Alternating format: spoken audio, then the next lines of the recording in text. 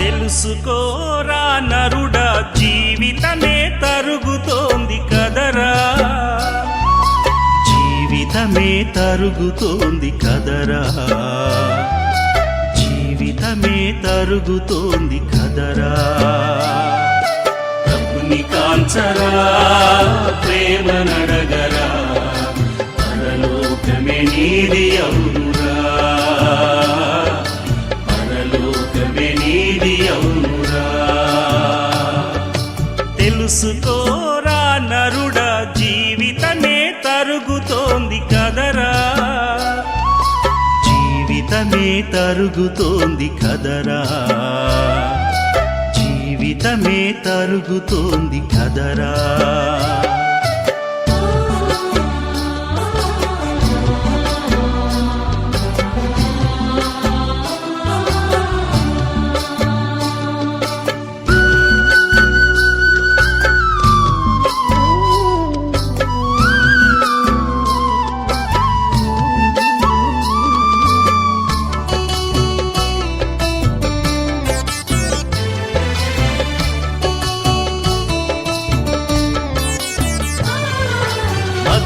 మధువులోనున్నది మత్తు కాదురా, నరకంలో తోసే విపత్తు అదేరా.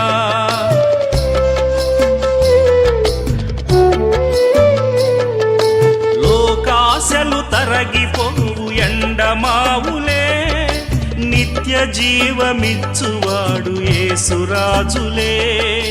ప్రభుని కాంచరా, ప్రేమ నడగరా, పరలోకమే నీది అవునురా, పరలోకమే నీది అవునురా.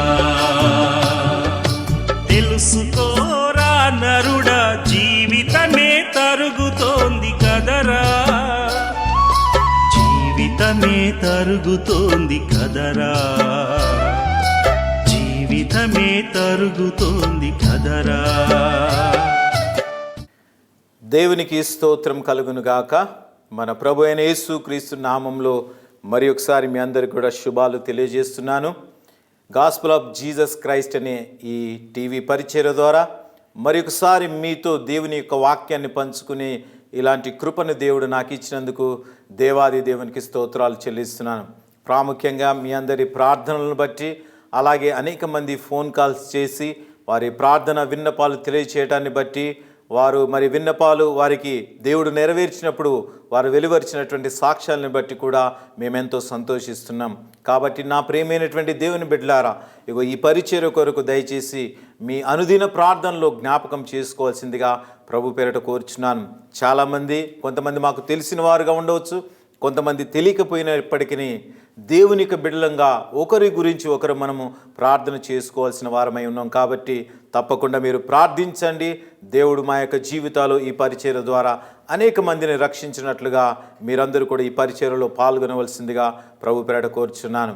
ఈరోజు దేవుని యొక్క వాక్యాన్ని మనం గమనించినట్లయితే ప్రియులారా, ఈరోజు అంశం ఏంటంటే సైలెంట్ ప్రేయర్, అయితే మౌనమైనటువంటి ప్రార్థన. అనగా పెదాలు మాత్రమే కదులుతుంటాయి కానీ స్వరం అనేది బయటికి వినకుండా చేసేటువంటి ప్రార్థనలు బైబిల్లో కొన్ని ఉన్నాయి. వాటిని మనం గమనించుదాం. మన జీవితాల్లో కూడా చాలాసార్లు మనము మౌనంగా ప్రార్థన చేస్తూ ఉంటాం. నా జీవితంలో అయితే అది నాకు చాలా అలవాటు. ఎందుకంటే బహిరంగంగా బిగ్గరగా కన్నా మౌనంగా నా హృదయంలో నేనే దేవునితో మాట్లాడేటువంటి సమయము ఎక్కువగా ఉంటుందండి. ఎందుకంటే ఇలాంటి మౌన ప్రార్థనలు ఎలాగైతే లోపల చేసే ప్రార్థనలు ఉంటాయి, అవి మన హృదయంలో నుంచి నేరుగా దేవుని యొక్క హృదయంలోనికి వెళ్తుంటాయండి. ప్రార్థన అనగా దేవునితోని మాట్లాడుట అని చెప్పి జ్ఞాపకం చేసుకోండి. ప్రార్థన మనకి ఉచ్ఛ్వాస నిశ్వాస లాంటిది, అంటే మనకు ఊపిరి లాంటిది. ఎప్పుడైతే నా జీవితంలో ప్రార్థన అనేది ఆపివేస్తామో ఒక విధంగా చూస్తే మనం మరణించినట్లుగా మనం జ్ఞాపకం చేసుకోవాలండి.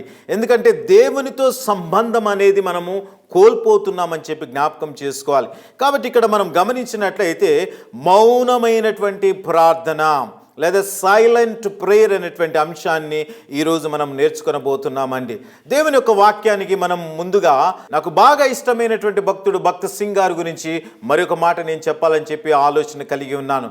తన యొక్క జీవితంలో నిజంగా బైబిల్ని కాల్చినటువంటి వాడుగా ఉన్నాడు, బైబిల్ని చింపేసినటువంటి వాడుగా ఉన్నాడు, క్రైస్తవ బిడ్డలంటే వ్యతిరేకంగా ఉన్నాడు. అయితే దేవుడు అతన్ని పట్టుకున్నాడు.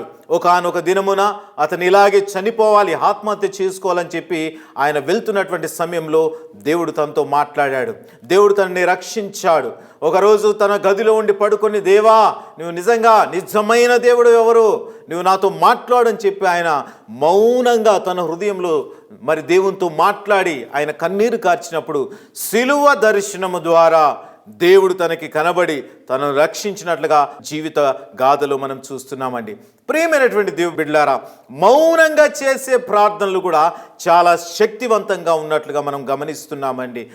ఎందుకంటే మౌనంగా చేసే ప్రార్థనలు హార్ట్ టు హార్ట్, హృదయం నుంచి హృదయంలోకి వెళ్ళిపోయేగా ఉన్నాయి.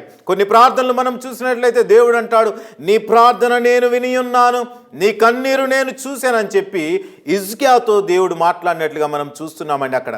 కానీ ఇక్కడ చూసినట్లయితే ప్రార్థన నేరుగా దేవుని దగ్గరికి వెళ్ళేదిగా ఉంది, మౌనంగా చేసేటువంటి ప్రార్థన.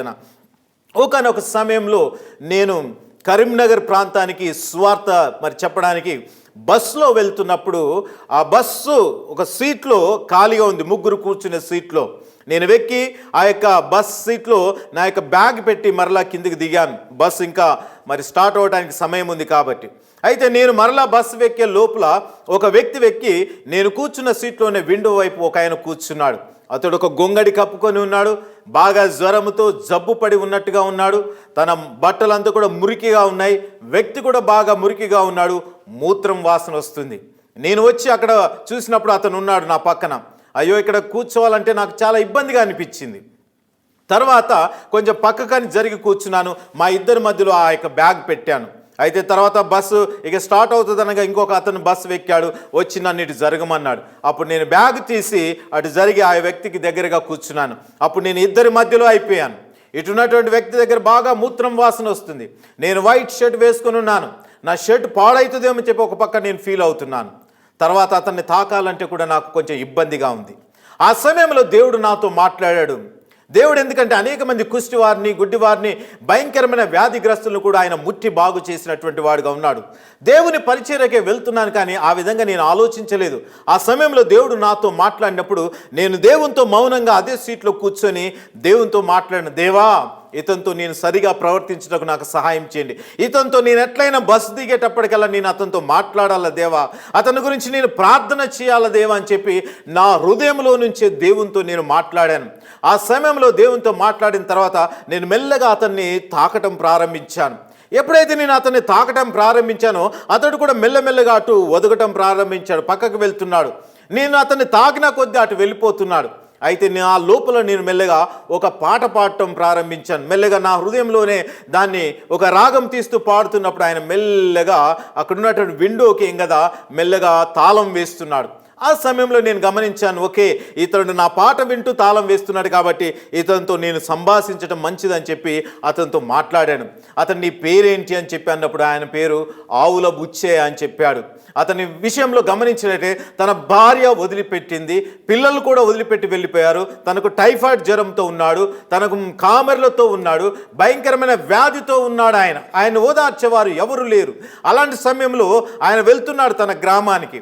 ఆ సమయంలో తన బాధంతా కూడా చెప్పినప్పుడు, దేవా అతన్ని ఓదార్చడానికి నన్ను పంపించావని చెప్పి నేను ఆలోచన కలిగి బస్సు దిగేలోపు ఆయన గురించి నేను ప్రార్థన చేయాలని చెప్పి దేవునితో అడిగాను.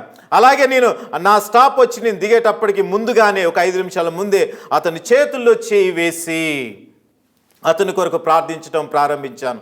నేను ప్రార్థన చేస్తుండగా అతను నాతో ఏకీభవించాడు. నేను బస్ దిగి కిందికి వెళ్ళిన తర్వాత అటు సైడ్ వెళ్ళిన తర్వాత అతనికి నేను టాటా చెప్దామని అనుకున్నాను, కానీ ఆయన వైపు తిరిగి నేను చూస్తుండగానే నాకన్నా ముందుగా అతను విండోలోంచి నా వైపు చూస్తూ ఆయన 2 చేతులెత్తి నాకు నమస్కారం చేస్తున్నాడు. అయ్యో దేవా, ఎంత గొప్ప దేవుడవయ్యా నీవు.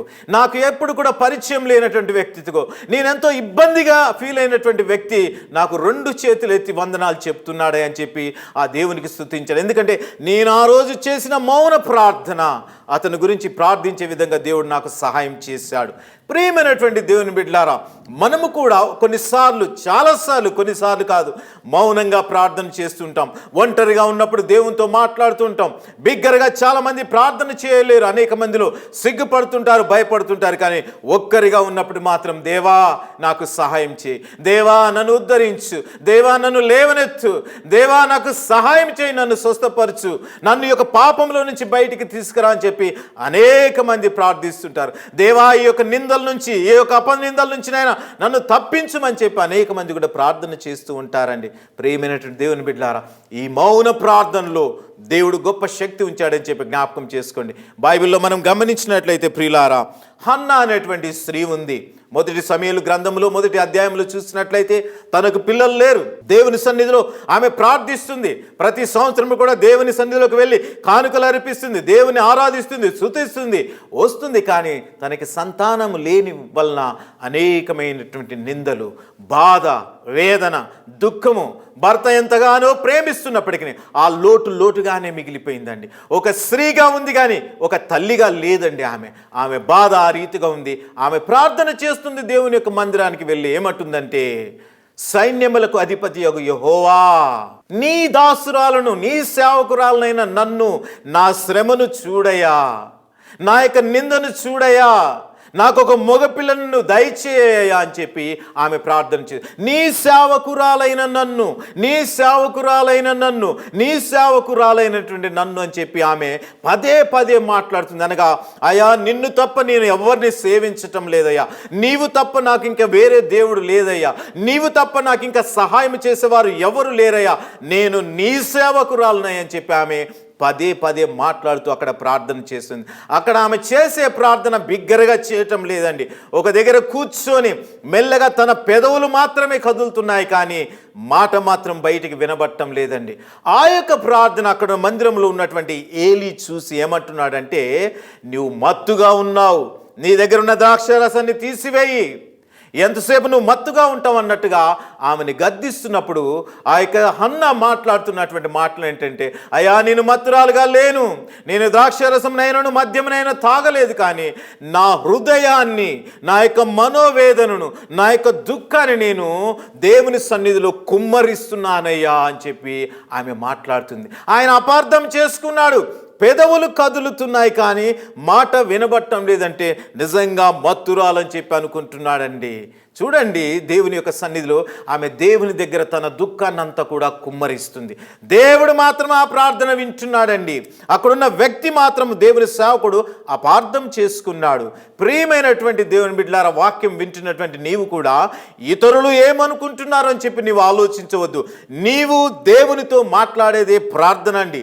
ఇతరులు వింటున్నారా లేదా అన్నది సమస్య కాదండి. దేవునికి నీకు మధ్య ఉన్నటువంటి సంబంధమే. ఆయనతో నువ్వు మాట్లాడేదే. నీ యొక్క ఆశ, నీ హృదయంలో ఉన్న కోరిక, బాధ, కన్నీరంతా కూడా ఆ యొక్క మాటల ద్వారా, మౌన ప్రార్థన ద్వారా దేవుని హృదయంలో వేస్తున్నావు. స్త్రీ అది అక్కడే చేసిందండి. ఆమె అన్నది, అయ్యా నన్ను ఆ రీతిగా అనవద్దు, నేను నా హృదయాన్ని దేవుని సన్నిధిలో కుమ్మరిస్తున్నానయ్యా అని చెప్పి ఆమె అన్నది. అప్పుడు ఆయన అర్థం చేసుకున్నాడు, అయ్యా నాలో నేను దీన్ని తలంచుకొంచున్నాను, దేవునితో మాట్లాడుచున్నానయ్యా, నా పరిస్థితి ఇది అని చెప్పి అన్నప్పుడు అప్పుడు ఆ యొక్క దైవజనుడు గ్రహించి, అమ్మా నువ్వు చేసిన ప్రార్థన దేవుడు విన్నాడు, దేవుడు తప్పకుండా నీకు సహాయం చేస్తాడని చెప్పి ఆమెను ధైర్యపరిచి ఓదార్చి అక్కడ దైవజనుడు పంపించినట్లుగా చూస్తున్నాం. ప్రియమైనటువంటి సహోదరి సహోదరుడా, వాక్యమును వింటున్నటువంటి నీవు కూడా జ్ఞాపకం చేసుకో. నీ ప్రార్థనను చూసి నీ కుటుంబం వారు హేళన చేస్తున్నారా? నీ ప్రార్థన చేసి నీ సహోదరులు హేళన చేస్తున్నారా? ఒకవేళ సంఘంలో ఎవరైనా నిన్ను హేళన చేస్తున్నారా? ఒకవేళ దైవజనుడు నీ ప్రార్థన హేళన చేస్తున్నాడా? చింతించవద్దు. ఈ సమయంలో దేవుడు నీతో మాట్లాడుతున్నాడు, నిన్ను బలపరుస్తున్నాడు, నిన్ను పైకి లేవనెత్తబోతున్నాడు, నీ జీవితంలో ఒక కార్యం చేయబోతున్నాడు. నీవు హన్నా వలె ప్రార్థన చేస్తున్నట్లయితే ధైర్యం వహించు. భయపడవద్దు, దేవుని యందు విశ్వాసం మాత్రం ఉంచు. హన్నా జీవితంలో గొడ్రాలుగా ఉన్నది, కానీ దేవుడు కుమారుణ్ణి అనుగ్రహించాడు. తర్వాత కూడా ఇంకా 5 బిడ్డల్ని అనుగ్రహించాడు చూడండి. కానీ లోకంలో అలాగనే మిగిలిపోతానేమో అనుకున్నది, అందరూ కూడా అలాగనే అనుకున్నారు. కానీ గొప్ప దైవజనుణ్ణి తన గర్భంలో నుంచి ఈ లోకానికి దేవుడు పరిచయం చేశాడు. ఎందుకంటే ఆమె చేసిన మౌన ప్రార్థనలోనే గొప్ప ఫలితాన్ని ఆమె చూసిందండి. హృదయాన్ని కంప్లీట్గా కుమ్మరించేసింది. అయ్యా, నా హృదయాన్ని దేవుని సన్నిధిలో నేను కుమ్మరిస్తున్నాను. వాక్యం వింటున్నటువంటి ప్రియ సహోదరి సహోదరుడా, నీవు కూడా ఇలాంటి ప్రార్థన నువ్వు కలిగి ఉండు. కొన్నిసార్లు మనం బహిరంగంగా ప్రార్థన చేయలేం, కానీ మౌనంగా ఉన్నప్పుడు, ఒంటరిగా ఉన్నప్పుడు, ప్రశాంతంగా ఉన్నప్పుడు, నువ్వు ఎలాంటి స్థితిలో ఉన్నప్పటికీ దేవునితో మాట్లాడటం చాలా ప్రాముఖ్యమైంది. మౌనంగా మాట్లాడితే చాలా ఆయన వినగలడండి. నీ నోటికి మాట రాకముందే ఆయనకు తెలుసు అని చెప్పి బైబిల్ క్లియర్గా సెలవిస్తుందండి. మనం అనుకుంటుంటాం కొన్నిసార్లు బిగ్గరగా చేస్తేనే అనుకుంటాం, కానీ నీ నోటికి మాట రాకముందే, అనగా నువ్వు ఏదైతే మాట్లాడుతున్నావో అది రాకముందే ఆయనకి తెలుసు అంటున్నాడు. కాబట్టి నువ్వు ప్రార్థన మౌనంగా చేసినా ఆయన వింటాడు. అందుకనే వాక్యం సెలవిస్తుంది, విననేరక ఉండినట్లుగా నా చెవులేమి మందంగా లేవు, రక్షింపనేరక ఉండినట్లుగా నా చేతులేమి కురచగా లేవని చెప్పి గొప్ప దేవుడు మనకి సెలవిస్తున్నాడు. కాబట్టి వాక్యం వింటున్న నీవు నీ జీవితంలో ఇలాంటి ప్రార్థనా జీవితం కలిగి ఉన్నట్లయితే నువ్వు ఎలాంటి సమస్యలు, నిజంగా చాలామంది లోకములు స్త్రీలు గర్భఫలం లేనప్పుడు బాధ అనుభవిస్తుంటారు. 10 మందిలోకి వెళ్ళలేరు, సంఘములో కూడా వెళ్ళలేకుండా ఉంటారు. ఎందుకంటే ఇరుగు పొరుగు వారు ఏమనుకుంటారండి. నా సంఘంలో, నేను పరిచర్య చేస్తున్న సంఘంలో కూడా ఒక స్త్రీకి 8 సంవత్సరాలు అయింది బిడ్డలు లేకుండా. ఆమె అత్తమామలు ఇరుగు పొరుగు వారు అన్నారంట, ఇక నీకు పిల్లలే కనరు. ఆమె అన్నప్పుడు ఆమె ఏడుస్తూ ఎక్కి ఏడుస్తూ నా దగ్గరికి వచ్చి, అన్నా ఇక నాకు పిల్లలు కలగరంట అని చెప్పి ఆమె ఏడ్చింది. ఆ సమయంలో నేను చెప్పాను, ప్రియ సహోదరి, నువ్వు బాధపడవద్దు, మన దేవుడు నమ్మకమైన వాడు, ఆయన గొప్పవాడు, నీ జీవితంలో గొప్ప కార్యం చేస్తాడని చెప్పి ఆమెకు బోధార్చి నేను ప్రార్థన చేసినప్పుడు దేవుడు ఆమెను దర్శించాడు.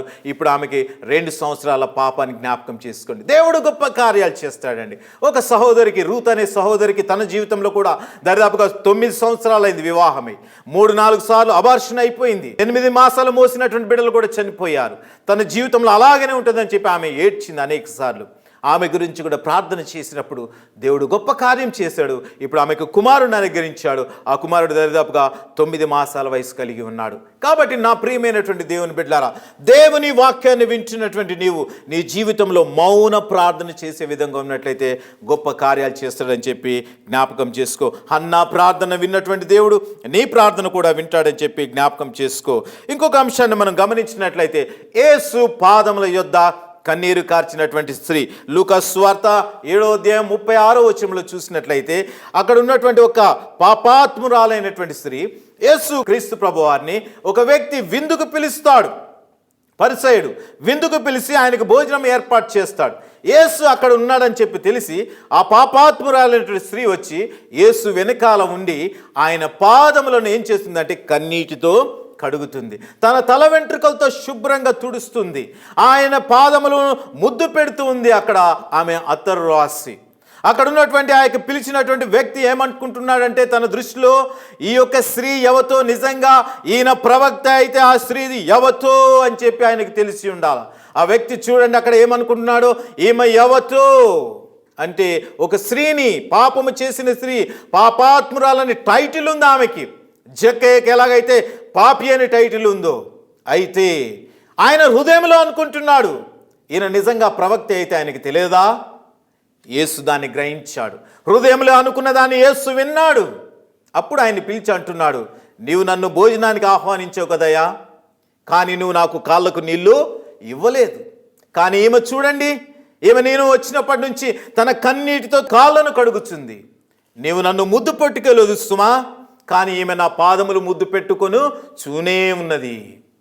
నీవు నా తలను అంటలేదు, కానీ తన తల వెంట్రుకలతో నా పాదాలు తుడుస్తుందని చెప్పి యేసు ప్రభువారు అంటున్నాడండి. అనగా భోజనానికి పిలిచావు కానీ కనీస మర్యాద లేదు నీకు, కనీస గౌరవం లేదు నీకు అని చెప్పి ఆయన హెచ్చరించినట్లుగా చూస్తున్నాం. ప్రియమైనటువంటి దేవుని బిడ్డలారా, చాలామంది కూడా వారి వారి జీవితంలో యేసుక్రీస్తును అంగీకరించాము, మేము నిజమైన క్రైస్తవులు ఉంటారు, కానీ యేసుకు ఇవ్వవలసిన విలువ ఇవ్వకుండా వారు కొనసాగుతూ ఉంటారు.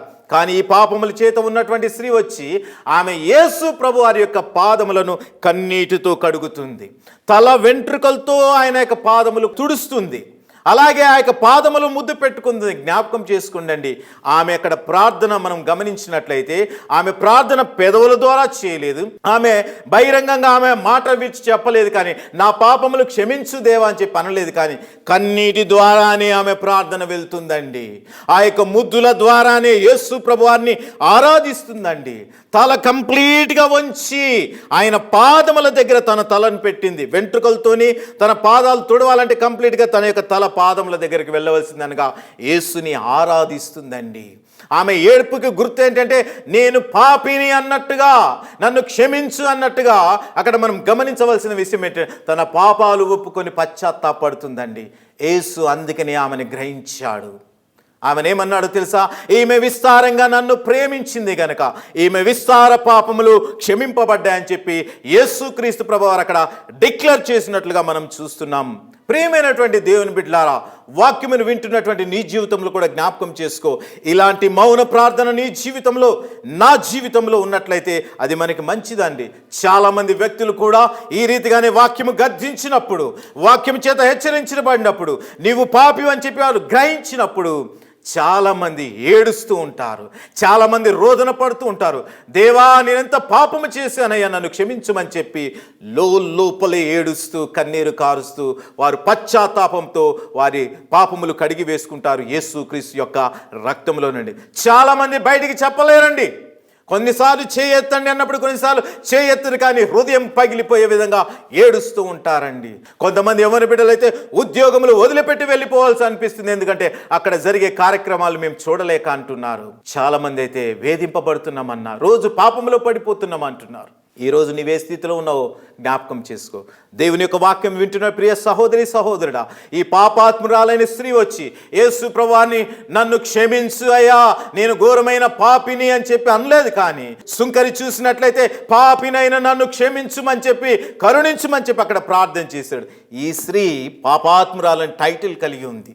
అయినప్పటికీ యేసు దగ్గరకు వచ్చి యేసు నేను పాపినయ్యా, నన్ను క్షమించుమని చెప్పి ఆ స్త్రీ అడగలేదు, కానీ ఆమె ఏడుపులోనే ప్రార్థన ఉంది, ఆమె ముద్దుల్లోనే ఆరాధన ఉంది, ఆమె తల వెంట్రుకలు త్రోతున్న ఆమె లొంగిపోయింది యేసుక్రీస్తు ప్రభువారికి. నీవు తప్ప నాకు ఎవరు లేరయ్యా అన్నట్టుగా ఆ రోజు ఆ ఇంటికి వచ్చి ఆమె రక్షింపబడ్డదండి.